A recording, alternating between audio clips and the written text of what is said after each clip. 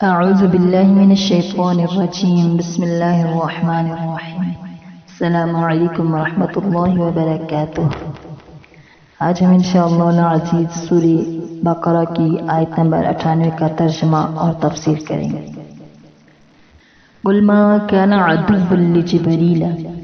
تو کہہ دے جو کوئی ہو جبرائیل کا دشمن، فَإِنَّهُ نَزَّلَهُ عَلَى قَلْبِكَ بِإِذْنِ اللَّهِ، سو اس نے تو اتارا ہے یہ کلام یعنی قرآن مجید تیرے دل پر اللہ کے حکم سے۔ بعض یہود نے نبی علیہ السلام سے یہ سن کر جبرائیل علیہ السلام وحی لاتے ہیں، کہا کہ ان سے تو ہماری عداوت ہے، دشمنی ہے کہ ہماری قوم پر واقعات اور احکامات شاقہ انہی کے ذریعے آتے رہے ہیں۔ مصدقا لما بین یدیہ وہدی وبشری للمؤمنین، کہ سچا بتلانے والا ہے اسی کلام کو یعنی قرآن پاک کی تصدیق کرنے والا ہے جو اس کے پہلے ہے، یعنی جو اس سے پہلی جو کتابیں آسمانی جو صحیفے ہیں وہ اس قرآن مجید کی تصدیق کر رہے ہیں، سچا بتا رہے ہیں۔ وہدی، اور راہ دکھاتا ہے، وبشری للمؤمنین، اور خوشخبری سناتا ہے ایمان والوں کو۔ ما کان عدوا للہ وملائکتہ ورسلہ وجبریل ومیکال فإن اللہ عدو للکافرین، جو کوئی ہو اللہ کا دشمن اور اس کے فرشتوں کا اور اس کے پیغمبروں کا اور جبرائیل کا اور میکائیل کا، فإن اللہ عدو للکافرین، تو بے شک اللہ دشمن ہے ان کافروں کا۔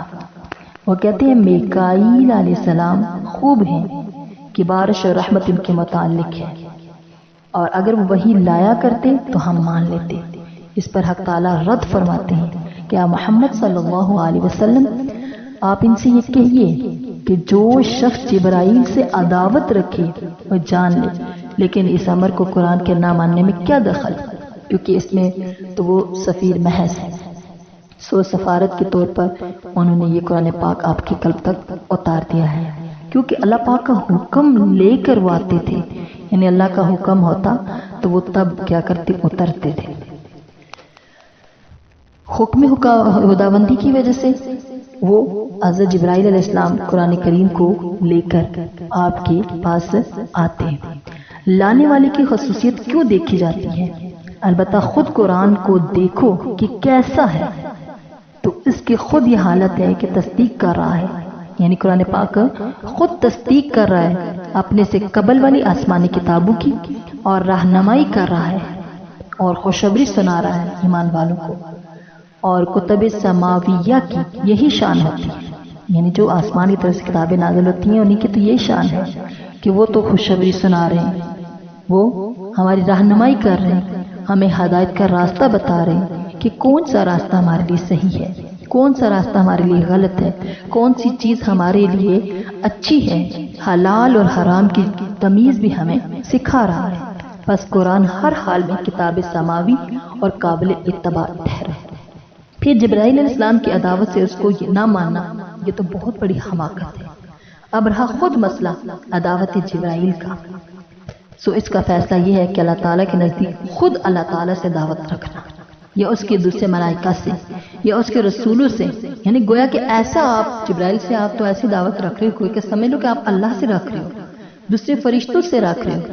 ان سب سے دعوت رکھنا، دشمنی رکھنا اور جبرائیل علیہ السلام سے دعوت رکھنا، یہ سب ہم پلہ شمار کیے جاتے ہیں۔ اور ان سب عداوتوں کا قانون بھی یہ ہے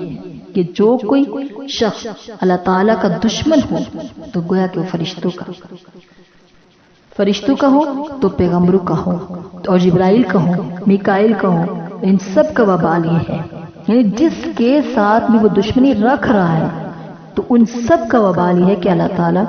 دشمن ہے ایسے کافروں کا۔ اللہ پاک سے دعا کریں کہ اللہ پاک ہمیں بن دیکھے اپنی آسمانی کتابوں پر، اپنے فرشتوں پر، اپنے نبیوں پر ایمان لانے کی توفیق عطا فرمائے اور ہمارا خاتمہ ایمان پر فرمائے۔ وآخر دعوانا ان الحمد للہ رب العالمین، آمین۔